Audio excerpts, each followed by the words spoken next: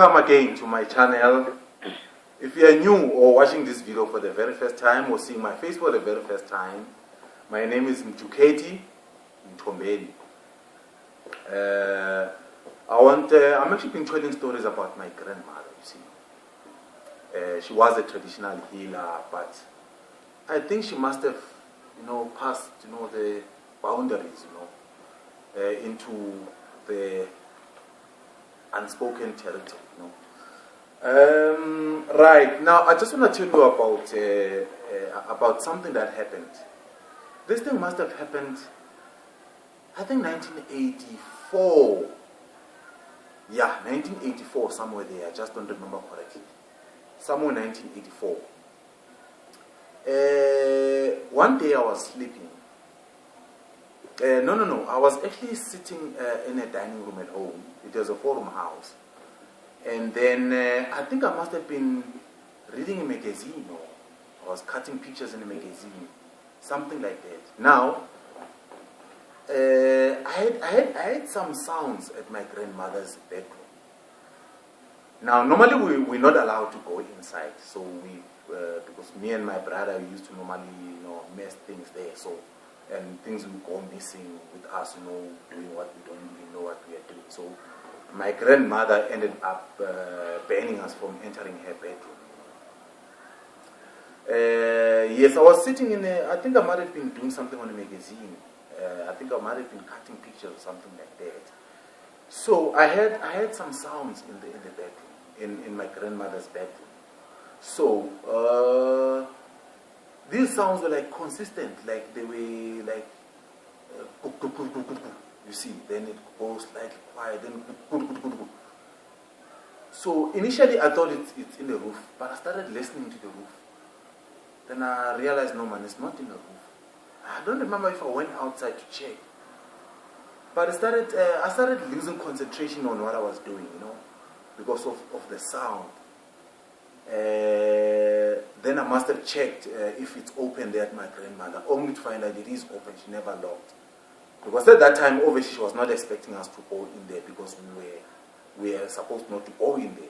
Even though we knew that even if it's open, even if she leaves it open, if I want to go in there for whatever reason, I must actually ask for permission. So I think, I was alone in the house at that time. Then after hearing these sounds, I think, I went in. The sounds were a bit quiet. Then I started checking under the bed. Then I must have been convinced that, no man, I think I must have been hearing sounds. I think when I was about to go out of the bedroom, I think I heard those sounds again. Then I started checking where these sounds might have came from. Then I heard these sounds again and again and again. And then I came closer. Now, at my grandmother's bedroom, there's actually two wardrobes. So it used to be my grandmother's wardrobe and my grandfather's wardrobe. Now, my grandfather's wardrobe was now almost empty. I think I can say it was empty, because what happened is that after my grandfather passed on, my grandmother gave away, I think, most of the stuff. Because I remember I took some shorts, I took also some vests, which were a bit bigger for me, but I used to wear them, I remember. I remember she gave away some of the shoes to some relatives, so it was empty. Then when I came closer to this, because I knew it came from one of these wardrobes, the sound. Then I came closer and then I checked. I listened in. Then I heard this. Then I started listening in on this wardrobe that had this sounds. Then I could hear something was inside there. Then I knocked. Go, what's happening there? Then the sounds went quiet. They went quiet. Then I left. I think I might have been out in the lounge, in the dining room again. Then the sounds started. Then I went in there, rushing there, and then I started asking, "Who's there? What's in there?" Then I started knocking there. Then they went quiet again. Then I was a bit confused, man, as to what's happening there. But I got scared because I'm supposed not to come in there, If my grandmother can come in, then I went out. Then I locked. Then I think I might have kicked something there. I don't remember. But then I must have kicked something on the floor that was out of position. Then I went out. I never concentrated on anything. Then I was actually thinking to myself, what exactly is happening there? What's happening there? It's 1984. I think I was 12 years old at that time. And then my brother came in. My brother is older than me. He was 2 years older than me. Then I think he came to eat. I think he was making food there in the kitchen, making food, busy singing on his own. Then he asked me, why am I quiet? Then I don't remember what I said to him. Then I never paid much attention. Then he ate there. Then I thought, no, you know what, to forget things, let me just go and eat as well. I made food also, a few slices and butter and whatever and tea. But I never ate that. And I was actually, my mind was still on that. Was still on that, or not what was in there. Now, I think it must have been later on, because now at dawn, so what's happening at my home is that me and my brother, you normally used to sleep under the table. There was a very huge table with chairs, so we'll remove the chairs slightly, then we'll lay our blankets there, then we'll normally would sleep there. So that day, I could not sleep. So what happened is that now, my grandmother, you know, doing her things, she will normally leave at dawn, then she will also come back at dawn again. But this time what was different is that now when she came back, I could hear, it's just that where I sleep in the dining room. There's a door, but I could, because I'm on the ground, I'm on the floor, laying my head on the floor on the pillow. I could see in the feet in the kitchen. I mean, like the light in the kitchen door, and then there's the dining room door, so I could see through. Then I could see it was more than 2 feet there. It was like when they walk. Then just before this door, the dining room to open, then I closed my eyes quickly. Then I could see my grandmother was looking at us. Then I could see she had a monkey. Then the monkey hair was tied, had a rope, the rope tied under the neck. So I remember she was talking alone, was talking to this monkey. I don't remember I was so shocked. Even though my eyes were closed, but I really was so shocked. Then in the morning, then I'm not sure if it was after school or something like that. I was with my brother. We were playing checkers, this Mrabaraba checkers. So then I actually asked him, have you heard if there's a sound here? Now he pretended as if he's not. He pretended as if he doesn't know anything. And then my brother was very clever. So I actually spoke to him about this. I told him, no, you know what happened? I did this, I did that. He said, what? You went into grandmother's? No, I'm gonna tell grandmother. I was so scared. Then my brother said to me, nah, you know what? I'm not gonna tell grandmother. So make sure that whatever I want, you do it for me. Then if I want tea, you make your own tea, then you make my tea, or whatever you do. Because remember at that time we used to have take turns doing the chores. Sometimes I will wash the dishes, then maybe the following day is my brother. But then because of this, I was scared of him telling my grandmother, then I will do the dishes. Then eventually my grandmother found out and was asked, then we tried to hide it from her. Then yes, I actually spoke to my brother that, you know what, man, I suspect this and that is happening. Then my brother was like laughing at me. Says that, nah, you're supposed not to know. I asked him, what's happening? He said, no, you're supposed to know. He says, no, that monkey you saw, don't call that person a monkey. That's Digilit. Who? That's Digilit. Then that's how I got this name, Digilit. That monkey was called Digilit. Now, upon finding out, but I actually found this out after my grandmother has passed on. She passed on in 1988. She was burnt alive, but I'll actually tell you that story later on. Then, according to my uncle, when I was speaking to him, coming out, about these stories, then my grandmother said to me, the reason why my uncle said, the reason why my grandmother actually named this monkey Digiliti, it was from a name from my grandfather's mistress. So my grandfather had a mistress. I'm not sure if it was in the northwest or in Botswana. Because at that time, Botswana, the northwest province used to be Putatwana. So there was a lady there who was a mistress. Her name was Dikele. So my grandmother could not pronounce that correct. So she said Dikiliti. So that's why it became Dignity. She gave this. The monkey was female because I remember it had breasts. Mistress. So my grandfather had a mistress. I'm not sure if it was in the northwest or in Botswana. Because at that time, Botswana, the northwest province used to be Botswana. So there was a lady there who was a mistress. Her name was Dikele. So my grandmother could not pronounce that correct. So she said Dikilidi. So that's why it became Dikilidi. She gave this. The monkey was female because I remember it had breasts. So I remember then my brother told me not to tell anyone if I don't want trouble. Then I kept it to myself. Even at school I never spoke about it. I remember there were instances where I would hear people saying that, have you heard the noises at night?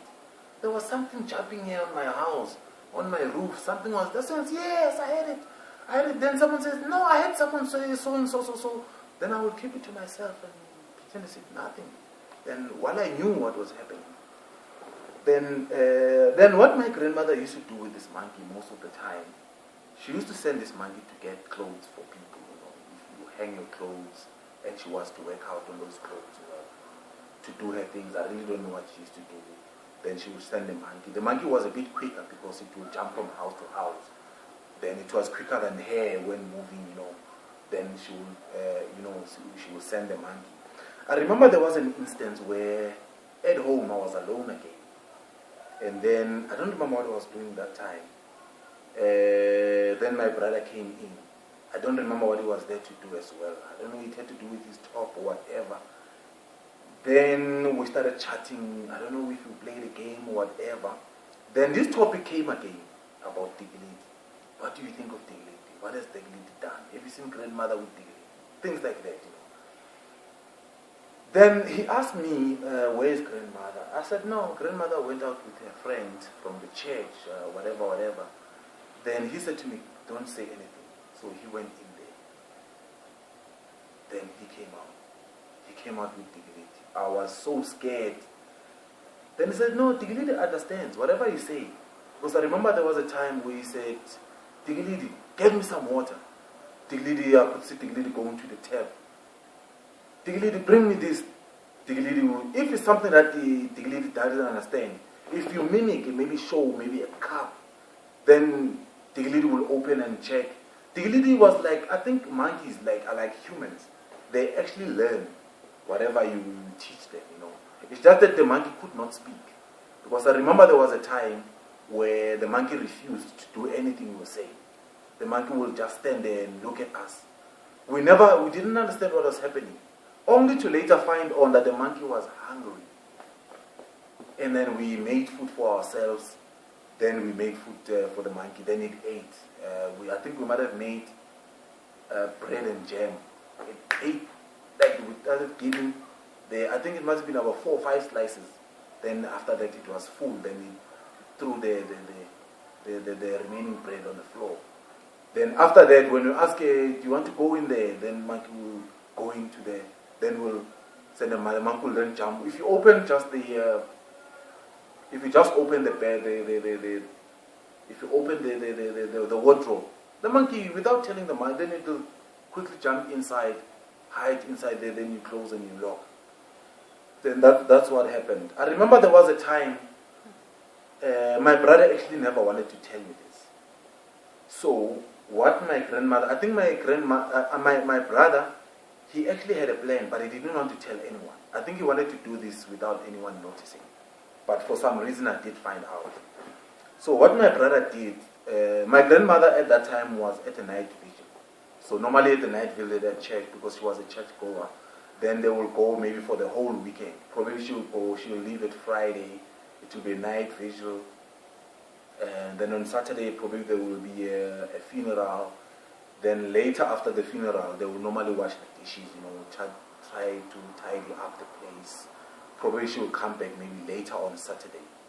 Then what happened is that my brother was actually planning this. I didn't know, but I actually found out later. Then my brother released the monkey. I think it was on that Friday evening. I think it was at dawn around maybe 11, 12. I was already asleep at that time. Then my brother took out the monkey. I think he must have sent the monkey to go and break into a shop into a nearby shop. I'm not sure which shop it was, because it was not the nearby shop. It was some shop somewhere in the area. The monkey broke in. The monkey broke in and brought in biscuits. I remember there was juice, guava juice. It had a 6-pack. It was a vanilla custard. I remember it was packets of cigarettes. The monkey had a few items that it was holding.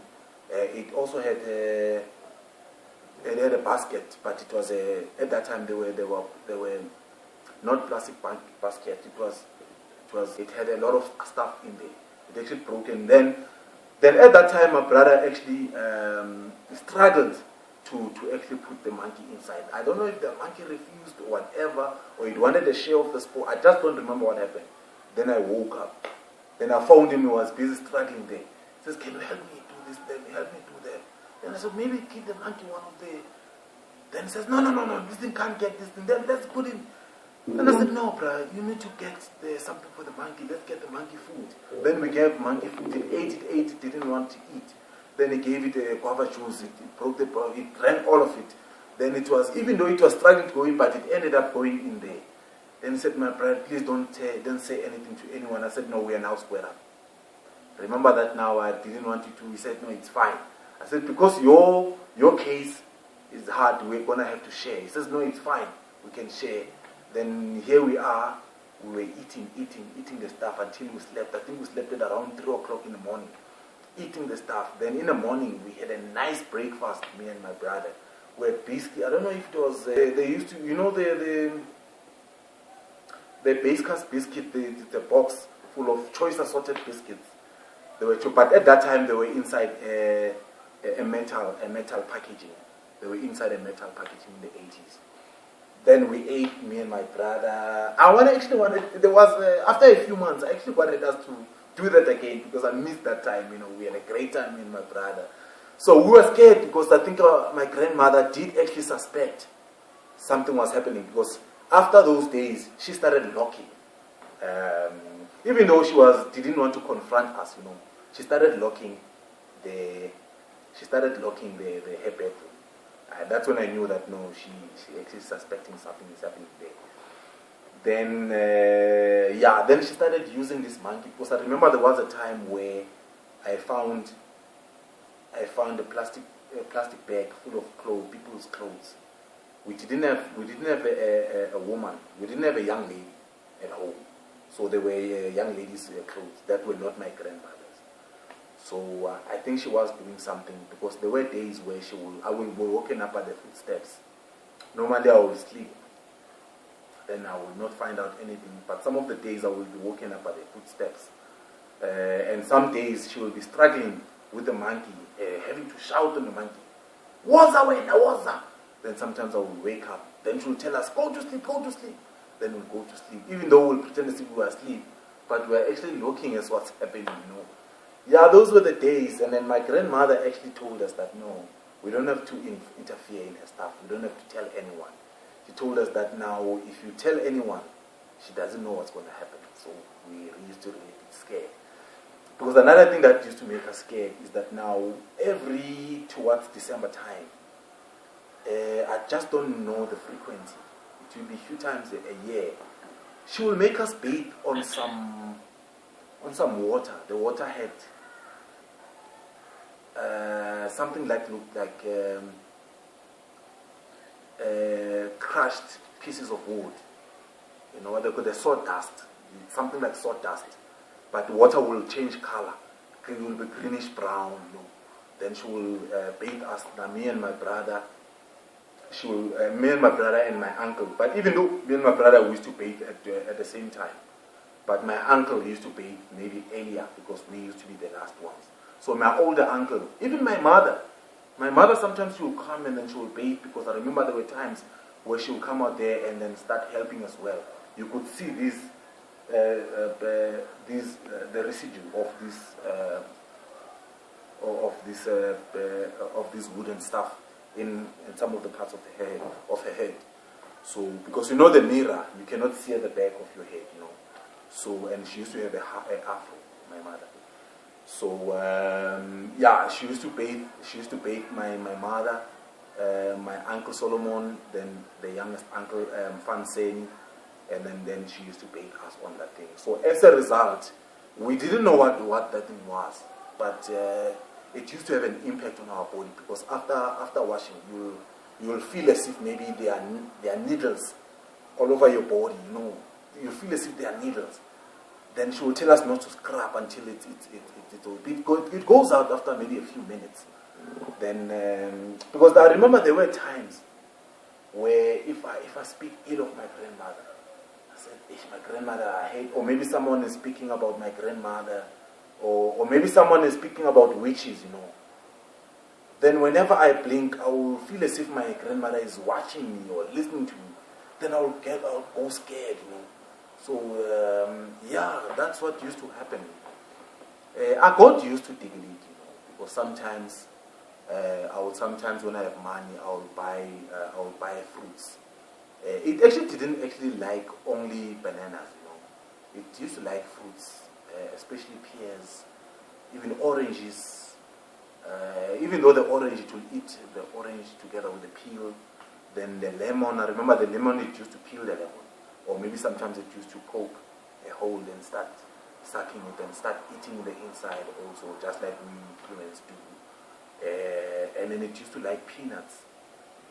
Because I remember there was a time, I don't know if it was my brother or my uncle was eating peanuts. So some of the peanuts were on the ground. So I remember it, when my grandmother at night, at dawn, came back with the monkey. I remember the monkey was like picking up the peanuts on the floor. I don't know how it saw the peanuts, but because it was dark and there was no light. Yes, that's how she used the monkey. The monkey, sometimes she would send the monkey to go. Yeah, that's how it is. I kept it quiet until now, because I remember I must have told my friends. I used to have a friend called Stephen. I'll tell you later about Stephen in one of the stories that relates to Stephen. Stephen is the only person that I told this story, because he was a very close friend of mine. He used to tell me everything about his family, everything, and I used to tell him not everything on my side, because I would tell him, I would actually confirm his suspicions, you know, because some of the things he used to suspect that my grandmother has to do, then I will slightly confirm, but I will sign him into secrecy, because he was a good friend. I don't really think he told anyone, because I never had any related story from anyone else, you know. Yeah, he used to be my friend. He passed on just before the World Cup, you know. We started school together, and then until matric, until high school. High school, he had to drop out because he had a child, so he went to work at OK. He used to be a shelf packer at OK. But I was busy finishing my matric at that time. Even though in high school we were at separate classes, but we were inseparable. We used to have fights a lot. There was a time he beat me up, but we'll come back together. We were like, he was a good friend of mine, to be honest with you. Yeah, that's how it goes with Dignity. Because she did a lot of things with Dignity. Yeah. So that's how it goes. Yeah, if you like this story, please subscribe. I will also tell you about my grandmother's death in 1988. She was burnt alive by the comrades. Yeah, I will tell you on my final this thing about my grandmother. So if you like this story, if you want to hear more of these stories, please like this video, subscribe, and you can follow me at Mjuketi. You can subscribe on this video. You can tell your friends about it, share to your friends. Yeah, thank you very much. That's it. Thank you. See you next video. Bye bye.